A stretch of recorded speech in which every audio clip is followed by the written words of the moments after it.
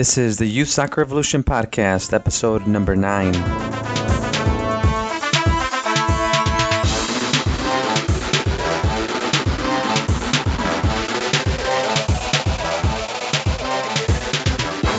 Thanks again for joining me for episode 9 of the Youth Soccer Revolution Podcast.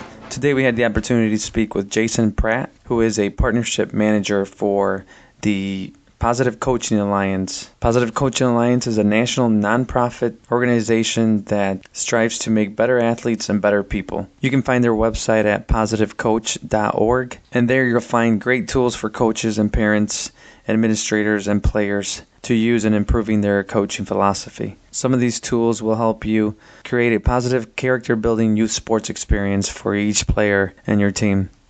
I wanted to bring Jason on because I think there's a lot of factors that influence coaching, but we don't necessarily think about all of them. Instead, we tend to focus more on tactics, drills, and technical development of the player. But as Jason mentioned in the podcast, and that I hadn't thought about, is the confidence level of a player. This factors tremendously when we're talking about player development and the creativity, specifically in soccer. And it's not that I had never thought about how confidence can impact the development of a player, but when we discuss creativity and as coaches, we're always thinking about what drills we're going to put together, what type of tactics we're going to discuss. I don't think that as coaches we're thinking about what we can do to improve the confidence level of a certain player, or at least not as deep as Jason gets into it during our conversation about player development and the confidence. We do want confident players on the ball. We do want confident athletes playing soccer for our team. We do want confident kids. But how often do we make a specific effort to make sure that we're improving the confidence level of each individual player? And I think that's something that Positive Coaching Alliance brings to the table. So I was really glad to get a chance to discuss this issue with Jason, because I think they get a little bit deeper into the discussion of how coaches can impact the lives of the kids that we coach. Because there are very many kids that are not going to get a chance to play in college or professional, but we still need to have an impact on them because we do want them to be better people, not just good soccer players, but also good people. And I think that's a goal for any coach out there. And I think we need to make sure that kids are confident so that they're not afraid to make mistakes. And I think this will help improve their creativity. So make sure you get out to the positivecoach.org website and check out some of the tools that they have there, which are completely free to use for, again, any parent, player, coach, or administrator. So here is Jason Pratt from the Positive Coaching Alliance. Today I'm talking with Jason Pratt. Jason is the Northeast Partnership Manager for Positive Coaching Alliance, which can be found on positivecoach.org. And Jason, I've told our listeners just a little bit about yourself, but why don't you go ahead and tell us a little bit more about yourself so we can get to know you, and tell us a little bit more about Positive Coaching Alliance. Okay. Well, thanks for having me on, first of all. I've been long involved in youth soccer. I've played most roles. I've been a supportive parent from the sidelines. I've been a coach at the rec level, a coach at the travel level, a coach at the high school level. I've been a director of coaching and, of course, one of those volunteer board of directors members. And then I suppose I've probably been involved in that combination of roles for about 15 years or so. Found out about Positive Coaching Alliance, I guess, about 6 years ago, and then started working for the company just about 4 years ago, and I've been there ever since. I manage a 4-state region in the Northeast, but PCA itself is not only national but international as well, with, for example, the Scottish FA taking ownership in these PCA principles and actually mandating our approach within their academy. I want you to tell us, Jason, why Positive Coaching Alliance is so critical to coaches and parents, and just the player development that we are trying to improve as coaches and parents. Perhaps the easiest answer can be found just by watching the news. Unfortunately, we see examples all too regularly of some of the insanity that can exist in youth sports. And so PCA is a nonprofit organization that's formed to try and do as much as they can to combat, in particular, the win-at-all-cost mentality that causes a lot of the problems out there on the sidelines. And whether it's PCA is not soccer specific. The methods and principles apply very well to soccer, but they also apply very well to Little League and football and hockey. And anytime anybody's competing, it tends to be the same source of problems in terms of where we start to go wrong a little bit as coaches, parents, etc. I think one of the things that PCA brings to the equation that really makes them an important contributor is they have found a really effective formula for defining or even really redefining the concept of winning and what the definition of winning really ought to be. They have a healthy approach that leaves players feeling a lot more in control of achieving their personal goals, of contributing to the team goals. And one of those goals almost always is going to be winning on the scoreboard. But they focus on this mastery skill development definition of winning. And it's I think, a really important delineation between the win-at-all-cost definition and the mastery skill definition. And the mastery skill definition really kind of ties into what is going to drive the athletes, what's going to give them that feeling of control, and ultimately put them in the best position, or put them in a position to be the best version of him or herself, and for each individual player that is in that environment, in that culture. And PCA also has systems in place to be working directly with all key stakeholders within a club. So whether you're talking about coaches, like you mentioned, coaches and parents, yes, absolutely. There's education and there's support and there's systems in place to make coaches the best version of themselves, but also to make parents the best version of themselves as sports parents, but also to work directly with a board of directors, administrative group, officials. So all key stakeholders within the organization become part of the process so that they're all speaking the same language, working where everybody is mutually focused on some of the core principles that translate into two main areas. One is using sports to teach lifelong lessons, lessons that will be helpful right away in the classroom, but also lessons that will stick with them long after their playing days are done. But PCA also puts a real strong focus on developing competitors, and that's completely different than developing a soccer player. So if you look at what a coach does when they're working with their team, a session plan is going to have, it's going to be focused on an area of the game. So, hey, today we're going to work on passing. So we're going to have a small side, and then we're going to progress to larger. And then by the time our session is wrapped up, we've got a full game-like situation working specifically on passing skills. Well, if I can pass the ball really well, that doesn't at all define me as a competitor. That only defines me in an aspect of being a soccer player. The skills that define me as a competitor are completely different. It's resiliency, it's self-control, it's discipline, leadership, sportsmanship, playing without the fear of making mistakes. And none of that inherently develops very quickly just because I'm working on a passing exercise today. The game, at the end of the day, the act of competing will develop athletes in these areas, but there are, as it turns out, very specific things that we could be doing as coaches and parents to develop those skills out of the kids. And if we're not seizing those opportunities, then we're creating soccer players, which is important. But we're not creating competitors, and the shame of that is we spend our whole life competing. All the way up until the very end, we're competing in various ways with various things. So that's I've never thought about it that way, Jason, but it makes sense. Yeah, I think if you look at, one of the skills that defines a competitor would be playing without the fear of making mistakes. And I coach a high school team in Pennsylvania. And one of the things right away that we put into place is a PCA tool called the mistake ritual. And the idea behind it is let's take away the anxiety that people inherently have in disappointing their teammates, their coaches, their players, their teammates, and even themselves. Because that anxiety, that fear of making a mistake, it just is the killer of creativity.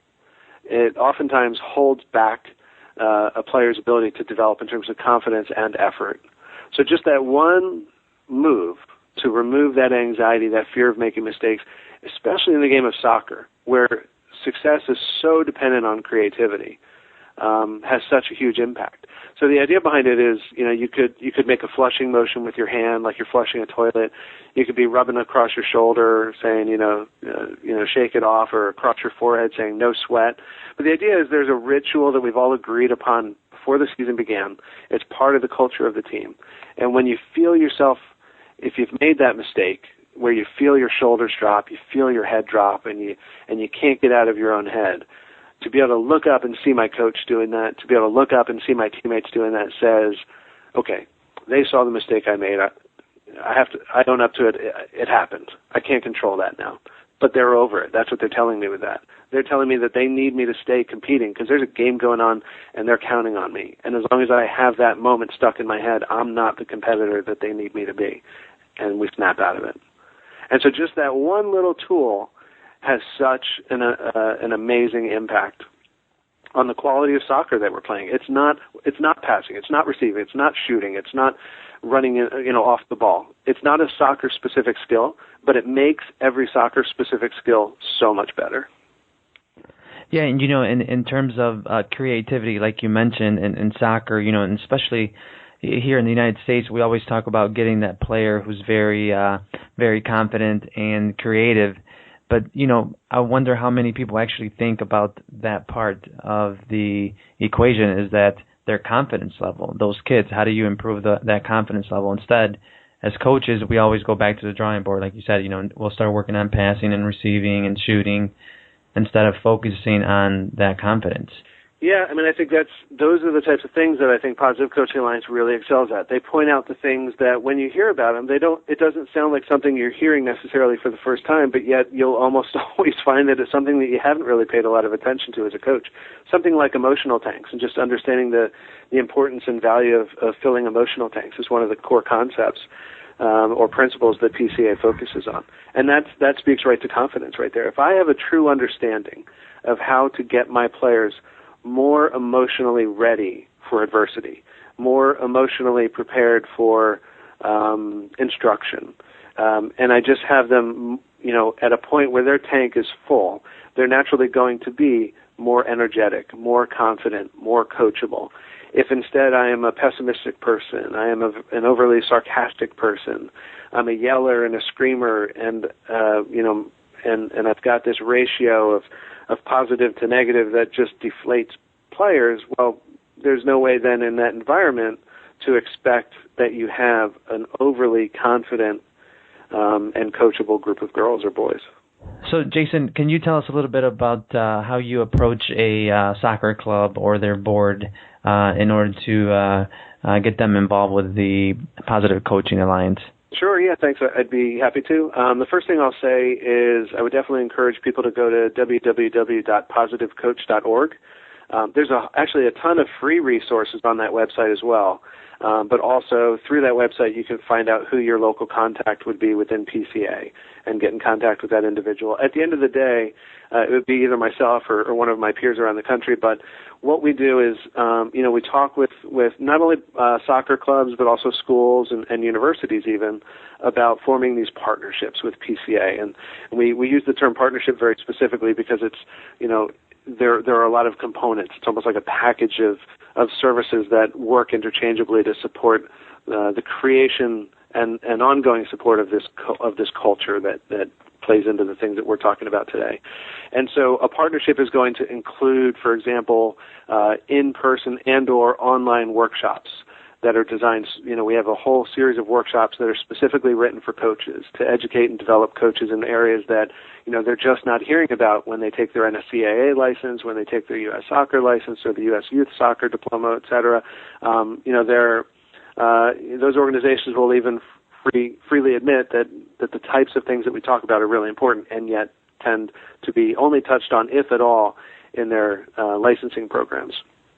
So something to work on, and hopefully we get there. In the meantime, we're seen as the niche provider for this. So the workshops that we conduct are the cornerstone of the education process. Like I said, we have a series of workshops for coaches. We have workshops that are specifically written for the parent audience member. Now, the workshops for coaches tend to be centered around this program called the Double Goal Coach Model. And the Double Goal Coach Model indicates that there's two main coaching goals that we should have as coaches. One is to win the game. Let's not be afraid. Let's not turn winning into this bad word. We should want to win. We should strive to win. We're going to redefine it a little bit with this mastery skill definition, but at the end of the day, even on the scoreboard, let's strive to win the game, just not at all costs. That's one goal. The other goal of a double goal coach is to seize the opportunities to teach life lessons and develop them into better competitors and that sort of thing. And so the parent workshops that we conduct are called the second goal parent workshop. The concept is let the coaches and the players focus on the first goal, the winning. Let them define it. Let them go after it. Your job as a parent is actually substantially even more important. You're focused on the second goal. You're ignoring the first one, but you're focused on the life lessons goal. And think about the impact that that's going to have on your son or daughter's life if you're successful in that role. So we help parents understand through those workshops what that means, what you could be doing verbally, non-verbally, et cetera, to be that support structure for your son, your son or your daughter, the coach who your son or daughter plays for, and the organization that they represent as well.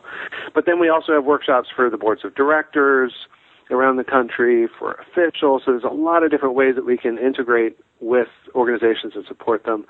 And the workshops are really just one component of the partnership. There's then a whole series of other resources that creates message bombardment and supports this culture being created as quickly as possible, so that you can start seeing the results as quickly as possible.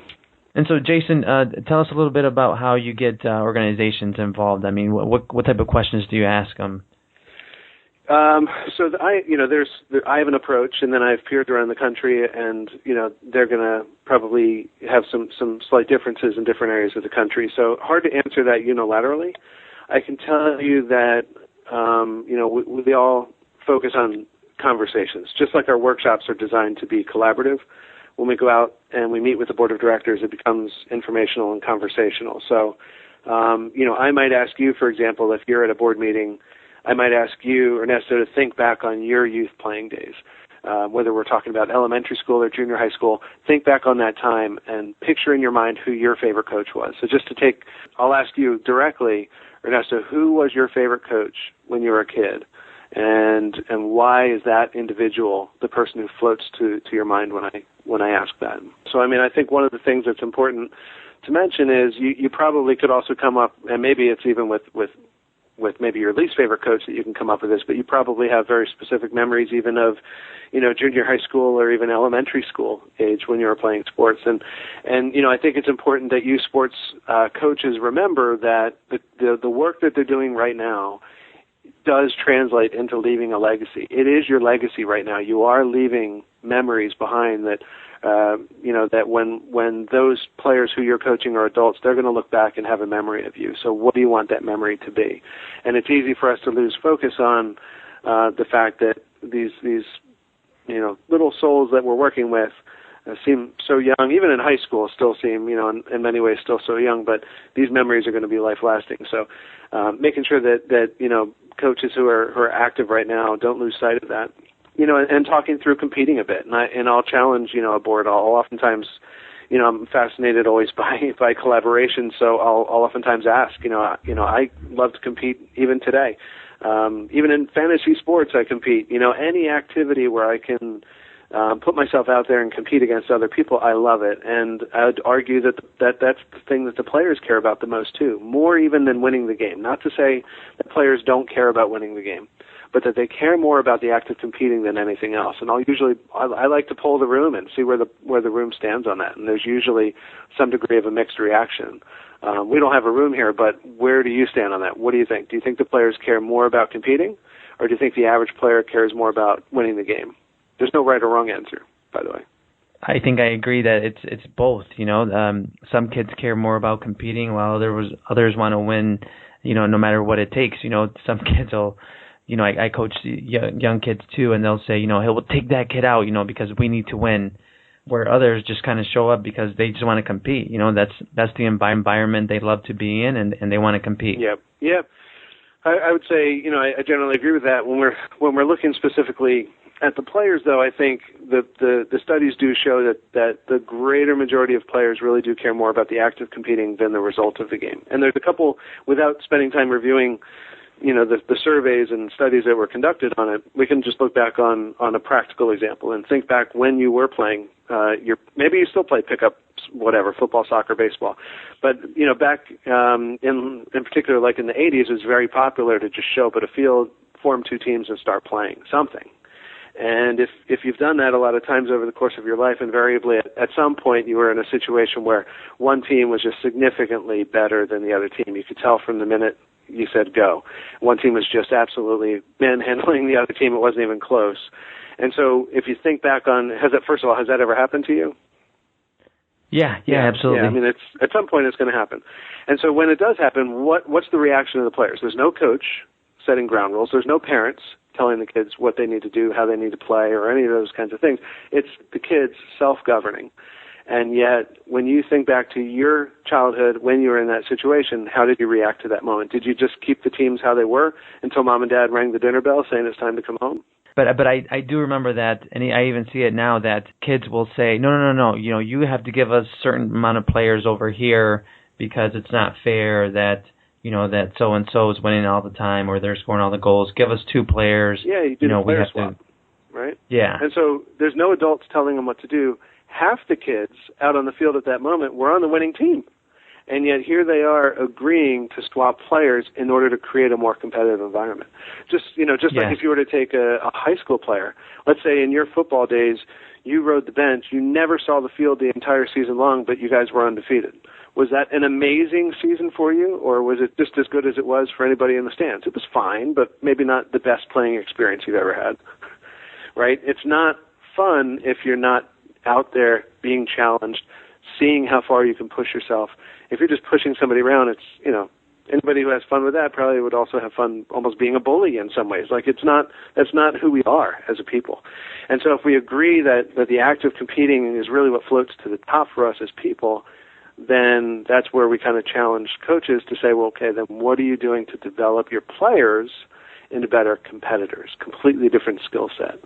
And that's where the disconnect often is, where we can acknowledge that competing, if it's not the top priority, which I think the studies show it is, it's at least the second most important priority.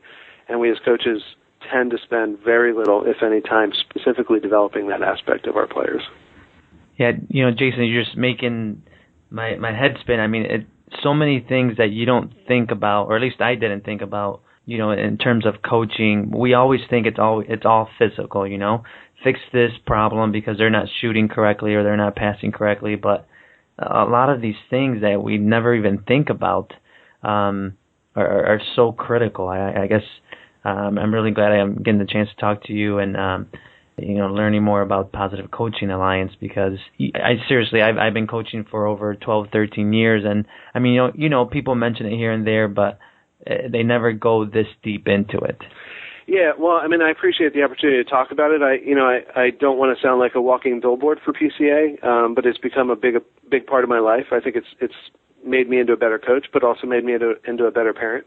And as you can tell, probably I've become passionate about the things that translate into PCA core principles, and I've incorporated them into my own life in many different ways. So I definitely appreciate the opportunity to share with people not only that PCA is out there, but the problems that they solve. And certainly, we're a national nonprofit.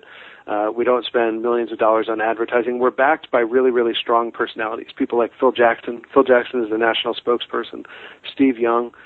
Many great names within the soccer world, specifically Claudio Reyna, Alexi Lawless, Julie Foudy, Brandy Chastain. Really, really great and powerful coaches and players and people that have been very successful in their lives. And we use their history, their background, their collaboration, as well as many other processes to formulate, our content. So any opportunity to talk about that stuff is, it's hard to not take that up. Oh yeah, and then me with our podcast. I mean, as soon as I learned about Positive Coaching Alliance, I knew that we had to get you on to spread the word, because it is something that everyone should get involved with. But so transitioning from that, then you did mention there's a few resources that are for free on your website, which is positivecoach.org. What type of free resources are there for? Maybe there's a few coaches at different clubs that are not necessarily involved with Positive Coaching Alliance at this moment. What are some of the free resources that parents can go in there and get out of? Yes, thank you. I would definitely encourage everybody to go on there and take a look around. Ultimately, the resources do change over time, so I don't know when people are going to be listening to this podcast and that sort of thing, so I hesitate to throw out too many specifics, but there are specifically tools that are focused on coaches, some things that are focused on parents that that will help not only just philosophically, but also in some cases specific tools that they can put into play right away in their approach. Like, I have practice tomorrow night, great. Here's a tool, bam, right off the bat, I can use this tomorrow night, and I can start using it from now on. And so even though I haven't been to a workshop yet, and even though I may not know in depth about all of PCA's core principles, I can see the value in this one tool. It's available to me, I'm going to use it type stuff. So that stuff is definitely out there. One other thing that for the foreseeable future will be out there is a parent survey tool that we offer in some way in coordination with Liberty Mutual, and it allows clubs the opportunity to go out and get really good feedback from the parents of the players in their organization. And I know a lot of clubs oftentimes hesitate to send out a parent survey because the types of things that we think of including in those surveys are, did your coach use progression and, these kinds of things that, parents without a license aren't really going to know what you're talking about. And so the nice thing about this survey is it really focuses on things that anybody can pick up on. It's all about the professionalism and the culture and the positive environment and how did your child learn, and it's stuff that anybody would be able to pick up on and comment on. And so that's a powerful survey that for the foreseeable future will be available, and I definitely encourage people to look at that. Yeah, I mean, and if you just go to the website and then click on the tools that you said, and then, I mean, you don't just have things there for parents and coaches and athletes. You have administrators, you have, leaders, officials, child abuse prevention. I mean, this is, more than, anyone could ask for. I mean, it also has one of the things you just discussed earlier, which was the filling the emotional tank. Is that right? And that's one of the core principles. Absolutely. It's amazing how effective some of these small changes in your approach. So it's not, hey, coach, instead of working on passing, work on e-tanks today. It's not that. Keep working on passing. Keep working on receiving the ball out of the air and all the stuff you're working on. It's just keep this in the back of your mind. Make this part of how you communicate. Make this part of how you process information. And your approach with the team will automatically then translate into developing all of these core principles and all of these sort of one-off areas that actually end up being, pretty arguably more important than anything else that you're working on. But I think it's a holistic approach for sure. Yeah, I think if you just go onto the site and alone to get this, if you go to tools and then coaches and click on the sample script for filling emotional tanks, that's, it's worth it. Get in there and print it out and see what else you can get from it. I think it's great. Yeah, I appreciate that. I can't take credit for writing it or authoring it, by the way, but on behalf of my organization, I appreciate that. Yeah, sure. And so, Jason, before we let you go, again, we appreciate you coming on, but we always ask this of our guests. If you had a 5-year-old today and they wanted to play soccer, you wanted to give them the best course for player development, with all the information and knowledge that you have about soccer and positive coaching and player development, how would you go about ensuring that your child got the best training and development around? Let's see. Try and make this not such a long answer because I have maybe a bit of a critical eye at times. Which would be okay. Which would be okay. Go ahead, take your time. I think first of all, probably with no surprise, I would want to get a feel for the culture and make sure that it is, even if they may not be a PCA partner, but generally speaking, are they following some of the core principles of creating a positive environment? No way do I want my child in an environment that's going to drain their e-tank, that's going to make them lose confidence, that completely defeats the purpose of sports, right? So I want to make sure that the environment itself seems healthy.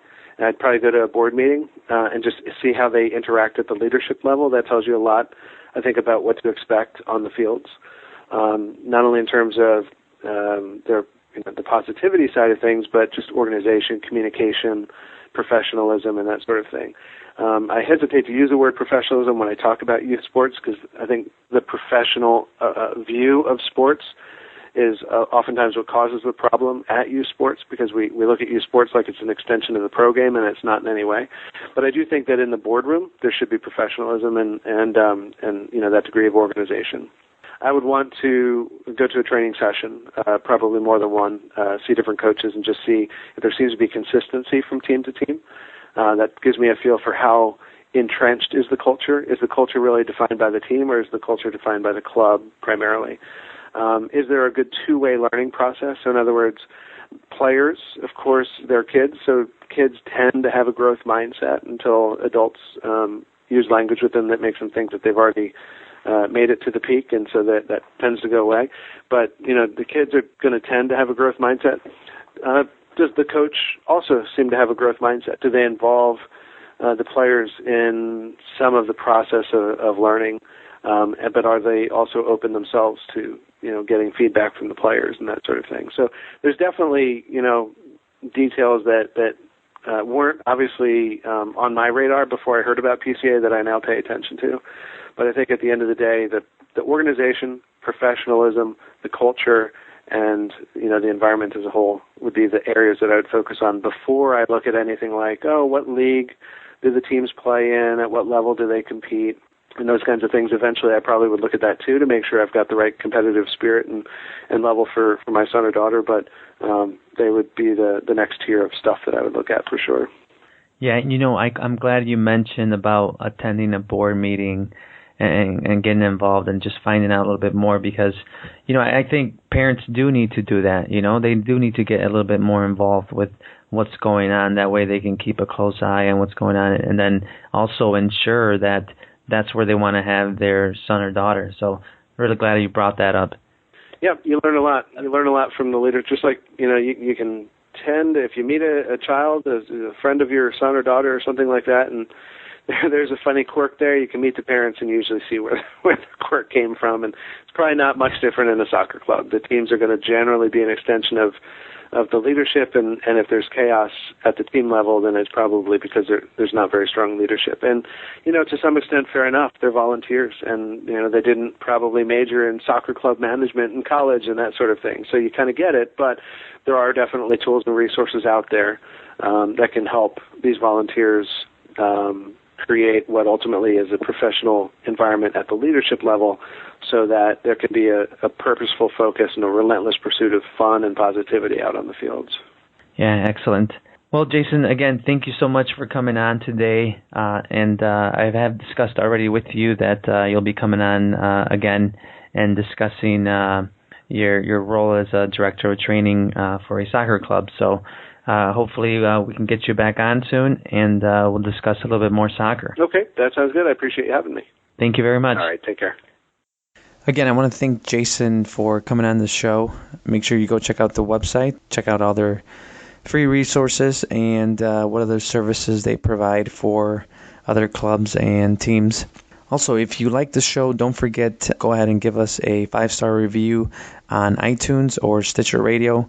We'd greatly appreciate any feedback, anything I can do. I'd love answering all the questions I get in my mailbox, ernesto@youthsoccerevolution.com. And check out the website for all the show notes. We'll have some of the links that Jason talks about and some of the resources. And I'll catch you on episode 10.